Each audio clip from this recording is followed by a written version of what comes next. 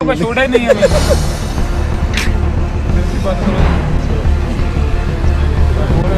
नहीं, हम नहीं बात करेंगे, आज तक से नहीं करेंगे बात।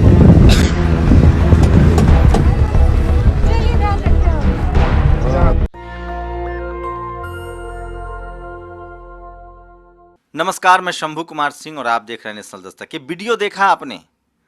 किसान कह रहे हैं कि हम नहीं करेंगे बात क्योंकि आप लोग की विश्वसनीयता खतरे में है, आप सरकार के भोंपू हैं। आप सोचिए, इस देश में जो भी सरकारें होती थी, कम से कम टेलीविज़न चैनल और अखबार जो है उससे सवाल पूछता था, धरना प्रदर्शन की रिपोर्टिंग होती थी।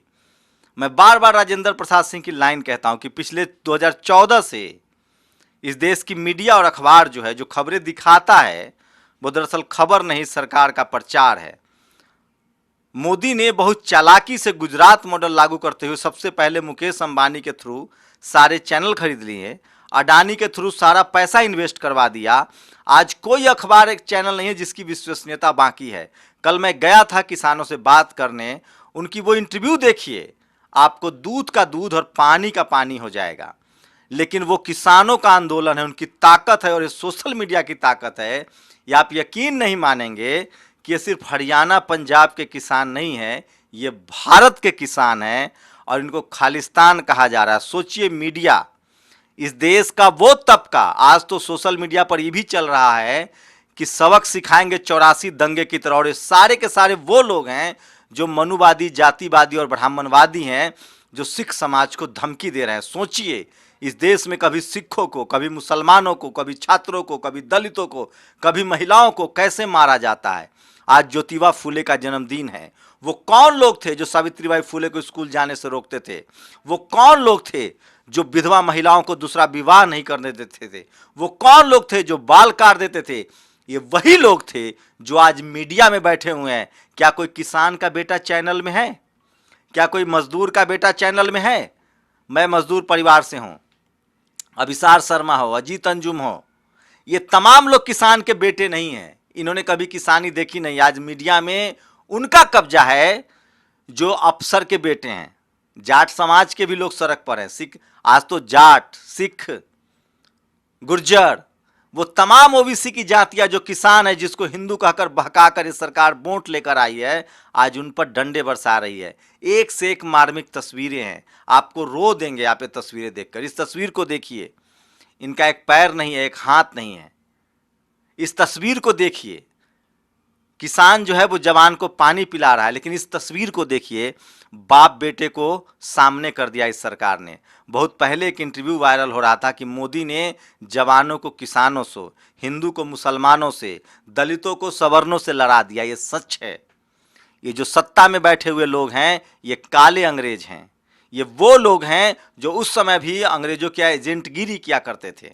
ये वो लोग हैं जो मुगलों के समय अपनी बेटी का रिश्ता किया करते थे। इन्होंने कभी भी सत्ता से लड़ाई नहीं लड़ी है। ये सत्ता के साथ बैठे हैं, और जो लोग सत्ता के साथ लड़ाई करते हैं वो इस देश में, कल बढ़िया पोस्ट लिखा है लोगों ने, कल लिखा है कि दलित, मुसलमान, पिछड़े, आदिवासी, सिख, क्रिश्चियन, ये सब हक की आवाज़ उठा रहे हैं। वो कौन लोग हैं 5 से 10% जो सत्ता में कुंडली मार के बैठे हैं? उनकी पहचान है ये जातिवादी, मनुवादी और ब्राह्मणवादी लोग हैं। आप सोचिए, कोई किसान का बेटा चैनल में नहीं है, कोई मजदूर का बेटा चैनल में नहीं। उनकी बात कौन करेगा? उनके दर्द को कौन समझेगा? यही दलितों के साथ होता है, यही पिछड़ों के साथ होता है। वो तो शुक्र मनाइए सोशल मीडिया का। मैं एक बात और अपील करता हूँ इस देश के तमाम नौजवानों से। आपका बेरोजगारी का आंदोलन था, आप अकेले लड़ रहे थे, आपके साथ कोई नहीं गया। मैं अपील करता हूँ इस देश के मुसलमानों से, आपका सीए एनआरसी का आंदोलन था, कोई आपके साथ नहीं गया, आप अकेले लड़ रहे थे।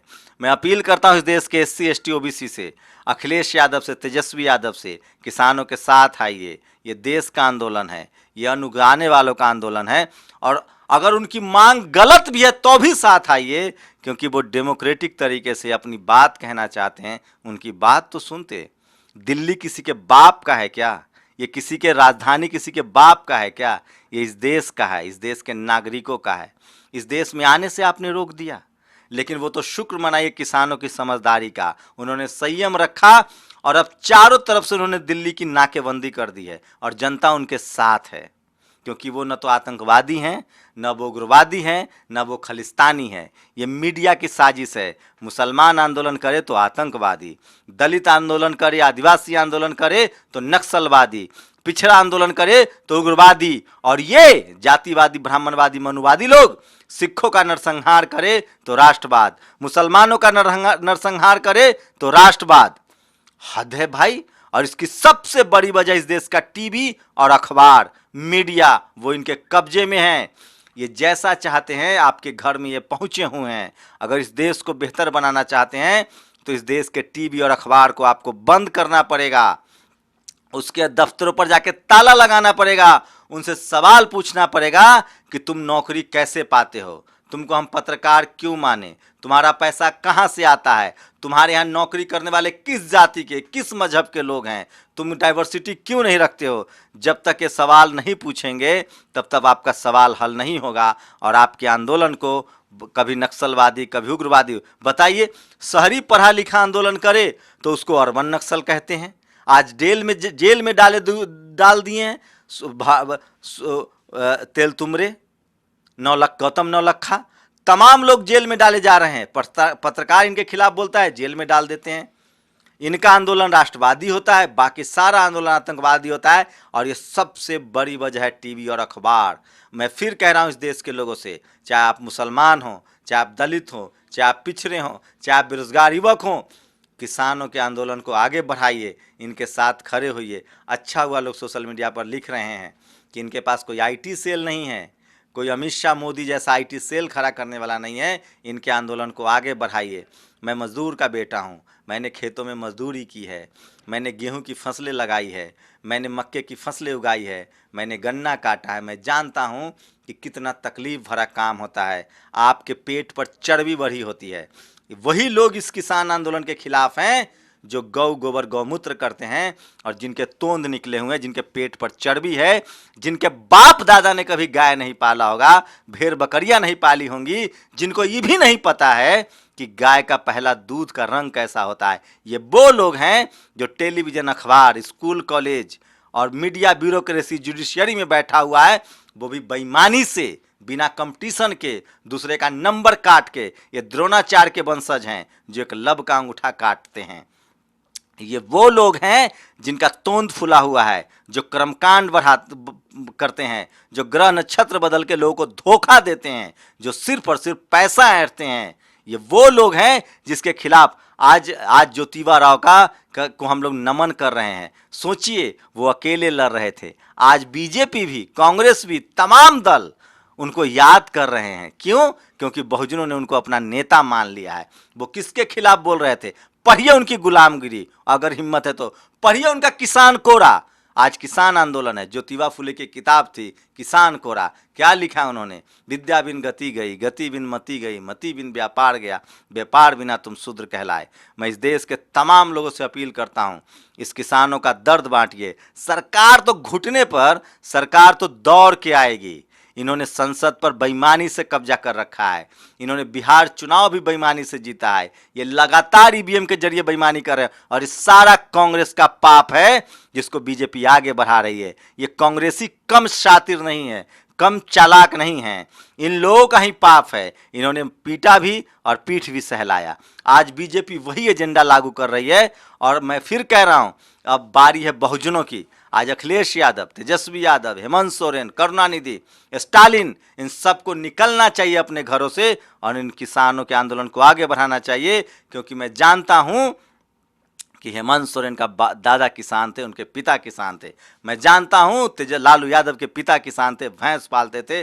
तेजस्वी यादव को समझना चाहिए। मैं जानता हूं अखिलेश यादव के पिता किसान थे, उनको भी बाहर निकलना चाहिए। वो तमाम किसान मजदूर के जो बच्चे हैं उनको बाहर निकलना चाहिए, क्योंकि वही बेरोजगार हैं, वही जातिवाद के शिकार हैं। और विडंबना देखिए, इस देश का सुप्रीम कोर्ट, इस देश का हाई कोर्ट कोई संज्ञान लेने के लिए तैयार नहीं है। जुडिशियरी सिस्टम को हाईजैक कर लिया गया है। कोरोना में पुलिस काम कर रही है, डॉक्टर काम कर रहे हैं, मजदूर मजदूरी करके पेट पाल रहा है। चुनाव हो रहे हैं लेकिन सुप्रीम कोर्ट नहीं खुलेगा, हाई कोर्ट नहीं खुलेगा, क्योंकि सब जगह जातिवादी, ब्राह्मणवादी, मनुवादी लोगों को बैठा दिया गया है।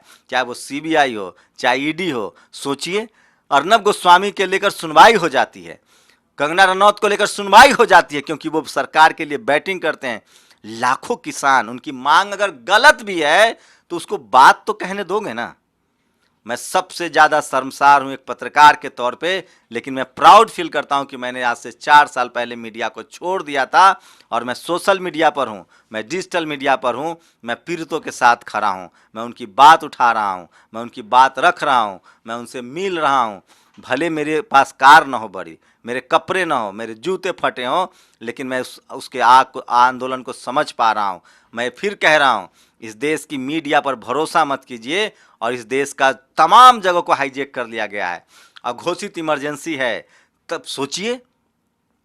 मैं इन तमाम सेना के जवानों से, पुलिस वालों से आग्रह करता हूं, आपके ऊपर 30,000, 40,000, 50,000 रुपए की तनख्वाह देकर आपके पिता पर डंडा चलवाया जा रहा है। कल आप भी आंदोलन कर रहे थे 1 रैंक 1 पेंशन का, आप पर भी डंडा चला था। आप भी कल आंदोलन करेंगे अपने हक के लिए, आप पर भी आंदोलन चलेगा। आप पूछिए सरकार से, क्या जवानों के जीवन में कोई तब्दीली आई? उनकी तनख्वाह बढ़ी? आप 1 लाख रुपए उसकी सैलरी कीजिए। शहीदों के परिवार को करोड़ों रुपए दीजिए, उनके बच्चा का एजुकेशन का इंतजाम कीजिए। नहीं करेंगे, ये क्या करेंगे? ये मंदिर मस्जिद पर लड़ाएंगे, ये अर्बन नक्सल करेंगे, ये CA/NRC करेंगे, उसमें पैसा खर्चा करेंगे।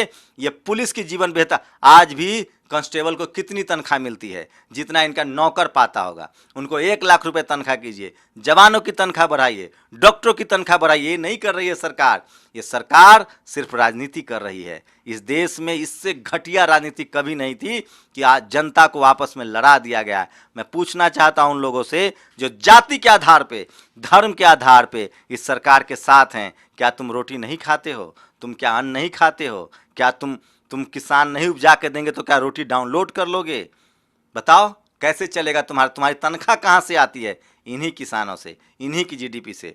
बेरोजगारों, मुसलमानों, दलितों, पिछड़ों, सिखों, क्रिश्चियनों, सबको मिलकर इस आंदोलन को आगे बढ़ाना चाहिए। किसानों ने बहुत सूझबूझ दिखाई है। उन्होंने दिल्ली को चारों तरफ से बॉर्डर सील कर दिया है। अगला 3-4 दिन बहुत क्रूशियल होने वाला है। सरकारी डंडे भी चलेंगे, इनके खिलाफ मीडिया के द्वारा दुष्प्रचार भी होगा।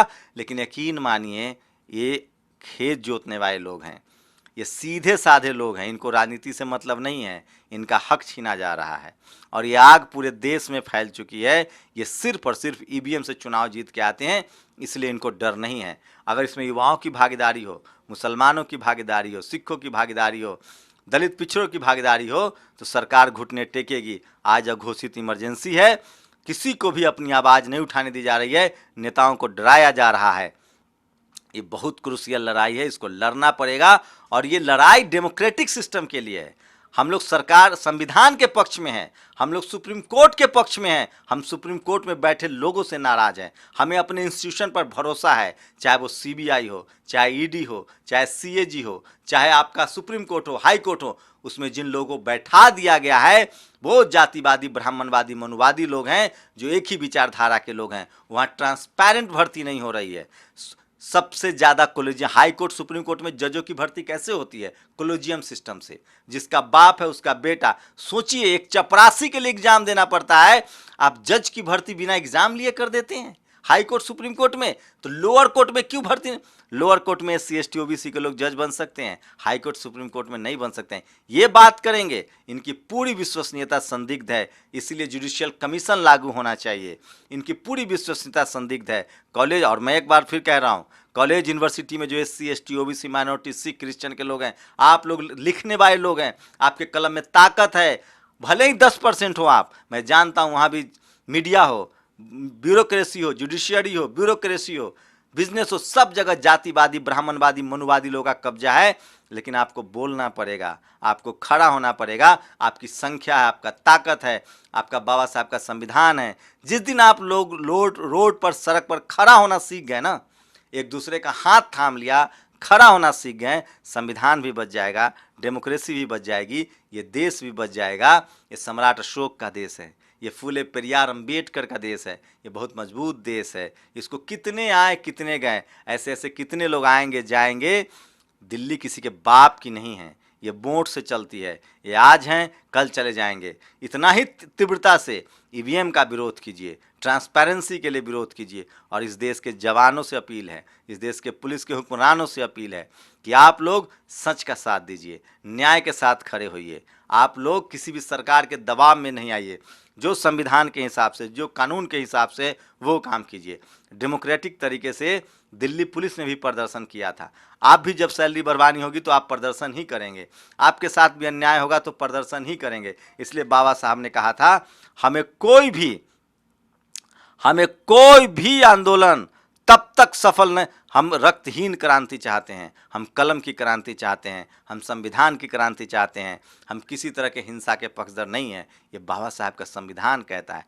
लेकिन सोचिए किस तरह से बाइनरी सेट की जा रही है। वो तो शुक्र है सोशल मीडिया का, जिसने इस आंदोलन को जिंदा रखा है और आगे बढ़ाया है। मैं किसानों से मिला हूँ, वो साफ साफ कहते हैं कि ये सारा खेल समझ रहे हैं और इसीलिए उनको लगता है कि सबसे बड़ा दोषी मीडिया है, क्योंकि मीडिया जो है वो जाति विशेष के लोगों का है, धर्म विशेष के लोगों का है। वो सरकार के तलवे चाट रहे हैं। किसानों को भी समझ में आ गया है कि अब हमें हिंदू मुस्लिम नहीं करना है, हमें विकास का रास्ता चुनना है, हमें रोजी रोटी का मुद्दा चुनना है। सबको मारा जा रहा है बारी बारी से। सोचिए, जाट नेता को इन्होंने पीट दिया डंडे से यूपी में, जाटों के आंदोलन को खत्म कर दिया। गुर्जरों को पीट देते हैं, पटेलों को पीट देते हैं, बारी बारी से सबको मारते हैं। मारने वाले कौन लोग हैं? सिर्फ 5%, 10% जातिवादी, ब्राह्मणवादी, मनुवादी लोग, जो इस देश के जुडिशियरी, मीडिया, ब्यूरोक्रेसी, बिजनेस सब पर कुंडली मार के बैठे हुए हैं। इनको पहचानने की ज़रूरत है, इनके खिलाफ आंदोलन करने की ज़रूरत है, तब ये देश मजबूत होगा। सब लोग, जिन लोगों की तकलीफ़ है, चाहे वो मुस्लिम हो, चाहे वो दलित हों, चाहे वो पिछड़े हों, चाहे वो आदिवासी हों, चाहे वो सिख हो, चाहे वो क्रिश्चियन हो, आप सब लोग एक दूसरे का हाथ थामिए और इस देश को, संविधान को बचाइए। जब तक इस देश के संविधान को आप नहीं बचाएंगे, तब तक यकीन मानिए ये देश नहीं बचेगा। और हर किसी को हक है डेमोक्रेटिक तरीके से अपनी बात कहने की, राजधानी में आके प्रदर्शन करने की। सोचिए, अमेरिका में प्रदर्शन होता है, जर्मनी में प्रदर्शन होता है, ये कह रहे हैं हम प्रदर्शन ही नहीं करने देंगे। और ये जब ये सरकार डरती है, पुलिस को आगे करती है, मीडिया को आगे करती है, और मीडिया के जरिए कभी अरबन नक्सली, कभी उग्रवादी, मैं कुछ लोगों का नाम लेके बता दूंगा कि कौन लोग क्या क्या पोस्ट लिख रहे हैं, उनको पहचान लीजिए। आप सोचिए किस तरह के पोस्ट लिखे गए हैं। मैं आपको पोस्ट पढ़ के सुनाता हूँ, थोड़ा लंबा हो जाएगा ये वीडियो, लेकिन आप लोग को सुनना चाहिए। कुछ पोस्ट है जो मैं सचमुच चाहता हूँ कि आप लोग सुने, ताकि आप लोग को ये देखिए, अंबानी अडानी के ऑस्ट्रेलिया मैच के दौरान विरोध हो रहा है। अंबानी अडानी वहाँ जाके नरक किए हुए है, इस देश को बेचा जा रहा है, पूरी तरह से बेचा जा रहा है। आपको समझना पड़ेगा। आपको इस आंदोलन, मूल निवासी संकल्पना के स्तंभ ब्राह्मणवाद के, आज तो फूले साहब को लगातार कन्हैया लिख रहे हैं, किसान कौन सा आपसे 15 लाख मांग रहा है। यह भी नहीं कह रहा है कि उनके लिए 8.5 करोड़ का हवाई जहाज खरीदो, वो तो बस MSP मांग रहा है। कहाँ मर गए वो जो दिल्ली में कंगना का छज्जा टूटने पर छाती पीट रहे थे? आज किसानों के समर्थन में क्यों नहीं है गोदी मीडिया? असली किसान बाकी दिल्ली में घुसने वाले आतंकी हैं। ये क्षमा त्रिपाठी जो हैं, ये मोदी जी की नौटंकी पर इन्होंने सबसे ज़्यादा वायरल हो रहा है। विडम्बना एक नज़र में, प्रचार और सत्य तस्वीरें में समीर सिंह ने एक पोस्ट किया है। ये तमाम तस्वीर, मुसलमान आंदोलन करे तो पाकिस्तानी, आदिवासी आंदोलन करे तो नक्सली, दलित पिछड़ा आंदोलन करे तो उग्रवादी, पढ़ा लिखा हिंदू आंदोलन करे तो मार्क्सवादी चीनी, RSS BJP आंदोलन करे तो राष्ट्रवादी, भारत ऑस्ट्रेलिया मैच के दौरान, तो ये तमाम देखिए लिखने के लिए क्या बाकी है। कोई भी हिंदू, मगर सोचिए एक भी जो हिंदू मंदिर संगठन है वो आंदोलन में नहीं आ रहा, सिर्फ सिख समाज के लोग कर रहे हैं। ये देखिए, इन एकता आत्मविश्वास जुनून से जो टकराएगा चूर चूर हो जाएगा। मारे जवान मरे किसान। ध्यान से देखिए, बस देखते ही रहिए, क्या सोचना पड़ेगा वो खुद में दिमाग में आ जाएगा। ये देखिए, हम लड़ेंगे जब तक, तमाम वो पोस्ट हैं जो इन्होंने शेयर। किसानों के साथ कल जो बर्ताव हुआ उसे देखकर देश के महान किसान नेता वल्लभ भाई पटेल शर्मी, ये दादी देखिए जो लगातार लंबा सफ़र तय करके आ रही हैं। तो ये सोशल मीडिया, किसान की मांगे जायज़ है, सरकार का डंडा नाजायज है, ये जयंत चौधरी ने लिखा है। ये देखिए, अनुराग मुस्कान है, ये जातिवादी ब्राह्मणवादी है। ये लिखता है, कृषि कानून के विरोध में किसानों ने पहले अंबाला में जलाया ट्रैक्टर, दिल्ली में जलाया, और इंदिरा गांधी की गोली मार वाले, ये सब लोग हिंसा फैला रहे हैं। दादी चंद्रो तोमर ने लिखा है, किसान नकली बाबू और मंत्री असली। लोग मजाक, जो बाघ को कुत्ते की तरह भगाते हैं उनको सरकार डराने की कोशिश कर रही है।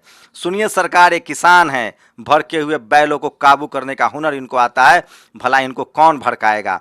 भाई मीडिया वाले ये किसान पंजाब के भी हैं, हरियाणा के भी, यूपी के भी और राजस्थान के भी, तो प्लीज किसान कह के संबोधित करें। ये वीरेंद्र सिंह ने ट्वीट किया है, जो मुक्केबाज रहे हैं।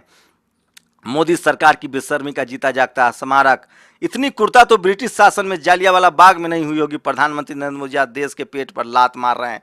और सिडनी में भारत ऑस्ट्रेलिया, तमाम पोस्ट, ये तमाम सवाल हैं जो सोशल मीडिया। आरफा ने लिखा है, जन विरोधी सरकारों का विरोध करना जिंदा कौमों की पहचान है।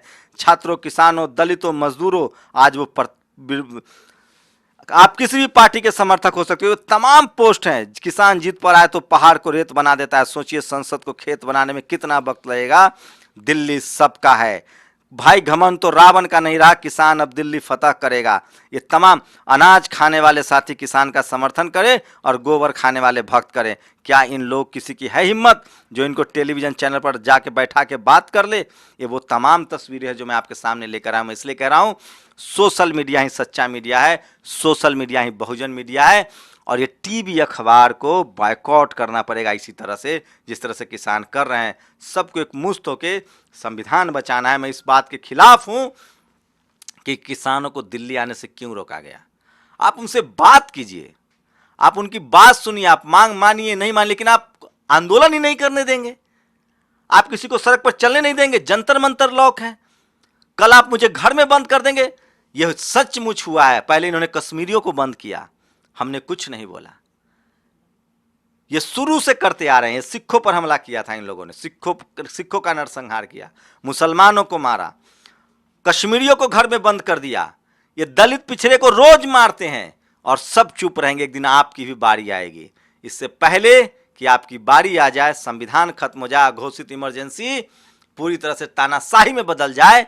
किसानों ने बीड़ा उठाया है, जो आपका पेट भरता है, उसी ने संविधान बचाने का बीड़ा उठाया है। उसका साथ दीजिए और अपनी प्रतिक्रिया जरूर दीजिए कि आपकी क्या प्रतिक्रिया है। वो तमाम सवाल मैं जो लेकर आया हूं, ये वो सवाल हैं जो लोग सोशल मीडिया पर पूछ रहे हैं। आपकी क्या प्रतिक्रिया, अपनी प्रतिक्रिया जरूर दीजिए। शुक्रिया। नेशनल दस्तक की आपसे गुजारिश है कि अगर इसको बचाना चाहते हैं तो नेशनल दस्तक को सब्सक्राइब करने के लिए रेड कलर के सब्सक्राइब बटन को दबाएं, फिर बेल आइकन की घंटी दबाएं। नेशनल दस्तक को बचाने के लिए बहुत जरूरी है कि हर खबर को शेयर करें, लाइक करें, कमेंट जरूर करें।